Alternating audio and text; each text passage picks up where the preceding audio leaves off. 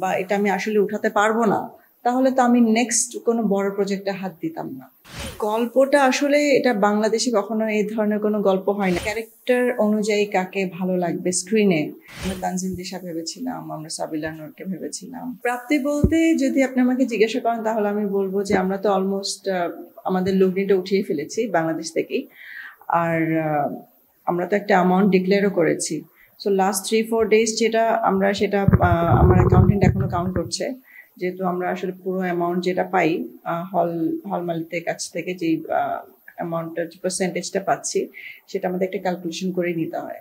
তো এখন আমরা পুরোটা পাইনি বলে এখন আপনাদেরকে এক্স্যাক্ট অ্যামাউন্টটা বলতে পারছি না, বাট আমরা আলহামদুলিল্লাহ ইনশাল্লাহ প্রফিটেই থাকবো। আর দেশের বাইরে যেগুলো হচ্ছে ওগুলো তো ম্যাসিভ হচ্ছে। আপনি ইউএস থেকে শুরু করে ইটালিতে, সুইডেনে যাচ্ছে, আপনার অস্ট্রেলিয়া, নিউজিল্যান্ডে তো খুবই ভালো যাচ্ছে, হাউসফুল। মানে সিনেমা শুরুর আগেই, রিলিজের আগেই হাউসফুল হয়ে গেছে টিকিট শপ। তো এখন আমরা ইনশাআল্লাহ যাচ্ছি মিডল ইস্টে, যাচ্ছি মিডল ইস্টে 5টা কান্ট্রিতে যাচ্ছি আমরা। তো এরপর ইউরোপের আরো কয়েকটা কান্ট্রিতে যাচ্ছি, এবং আমার কাছে আজকে কিছুক্ষণ আগে সাউথ কোরিয়ার ব্যাপারেও কথা হচ্ছিল। তো যেটা হয়তো এর আগে কখনো হয়নি। অনেকে আমাকে প্রশ্ন করেছেন যদি আমি আমার লগ্নি উঠাতে না পারি আমি ইন্ডাস্ট্রি থেকে চলে যাব।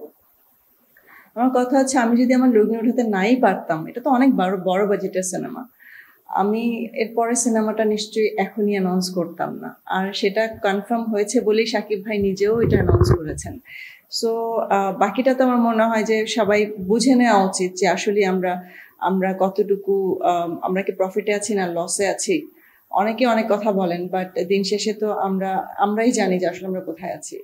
আর আমার কাছে যদি রিস্কি মনে হতো, হ্যাঁ রিস্কি তো অবশ্যই কিছুটা জায়গা তো থাকেই, বাট আমার কাছে যদি মনে হতো যেটা অনেক বেশি বা এটা আমি আসলে উঠাতে পারবো না, তাহলে তো আমি নেক্সট কোনো বড় প্রজেক্টে হাত দিতাম না।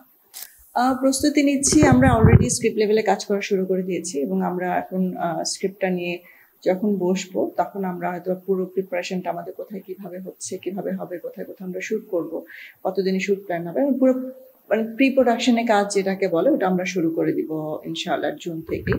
যেহেতু মে শুরু হয়ে গেছে, আমার ছোট্ট একটা ব্রেক লাগবে, আমি অনেকগুলো মাস বাইরে আছি।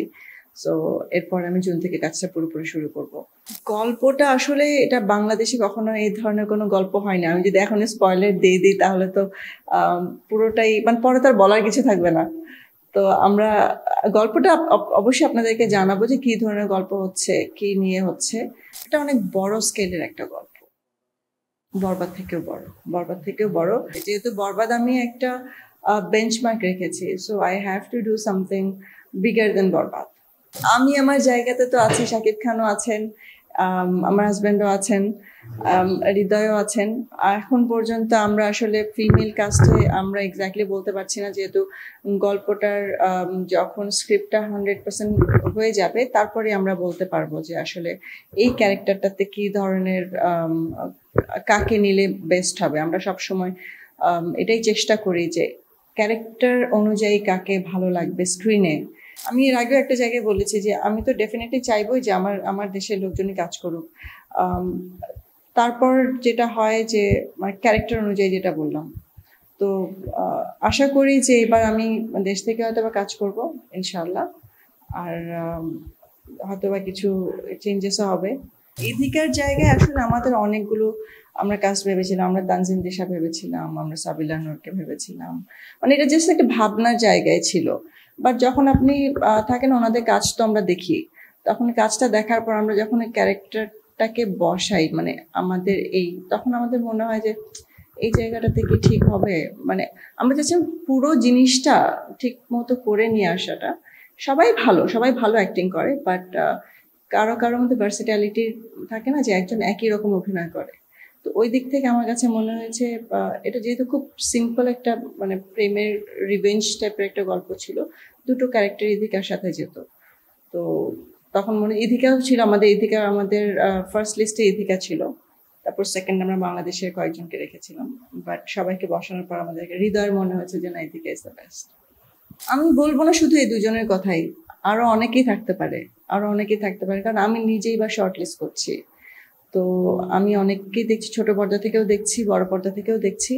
সো বড় পর্দার কয়েকজনকেও আমি আমার লিস্টে রেখেছি, ছোট পর্দার কয়েকজনকে লিস্টে রেখেছি। তারপর এটা আমরা যখন স্ক্রিপ্টটা নিয়ে বসবো তখন আমি আর হৃদয়কে ডিসাইড করবো আসলে আমরা কাকে দিই। আর ডেফিনেটলি আমরা শাকিব ভাইয়ের সাথে, শাকিব ভাইয়ের একটা ওপিনিয়ন দেবো, ওনার তো এক্সপিরিয়েন্স আছে একটা, তো এক্সপিরিয়েন্স হিসাবে উনি আমাদেরকে বলতে পারবে যে আসলে কে যায় ক্যারেক্টারের সাথে। তো আমরা তিনজন মিলিয়ে একটা ডিসিশন নেব।